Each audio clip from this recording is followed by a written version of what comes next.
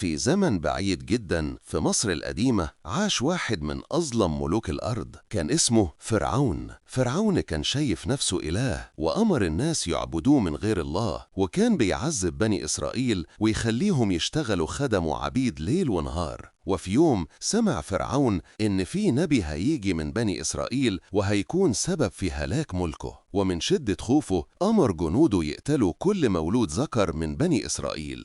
البيوت كلها بقت حزينة، وكل أم كانت عايشة في خوف ورعب، خايفة تفرح بأولادها لحظة ويتاخد منها. وسط الأجواء دي اتولد طفل صغير جميل وعيونه منورة، ده كان سيدنا موسى عليه السلام. أم موسى قلبها كان مليان خوف، لكن في نفس الوقت مليان إيمان إن ربنا مش هيسيبه. وفي ليها وهي مش عارفة تعمل إيه، أوحى الله إليها وقال: وأوحينا إلى أم موسى أن أرضعيه، فإذا خفتي عليه فألقيه في اليم ولا تخافي ولا تحزني، إنا ردوه إليك وجاعلوه من المرسلين. وفعلا لما سمعت جنود فرعون بيقربوا، جريت أم موسى بسرعة، حطت ابنها الصغير في صندوق خشب متين وقفلته بإحكام، ودموعها بتنزل على خده، وبإيدها المرتعشة حطت الصندوق في مياه النيل. الصندوق ابتدى يبعد، وكل لحظة قلبها بيتقطع أكتر، لكن رغم الحزن كان عندها يقين إن ربنا حفظه. الصندوق فضل يعوم فوق الموج لحد ما وصل قريب من قصر فرعون نفسه. وفي القصر كانت زوجة فرعون ماشية جنب النهر، ولما شافت الصندوق طلبت من خدمها يجيبوه. فتحت الصندوق ولقت طفل جميل بيضحك، قلبها داب من حبه وقالت: قرة عين لي ولك، لا تقتلوه، عسى أن ينفعنا أو نتخذه ولدا. ومن هنا اتغيرت الأحداث كلها. طفل من بني إسرائيل اللي فرعون عايز يقتلهم بقى دلوقتي تحت رعاية زوجته في قصره نفسه.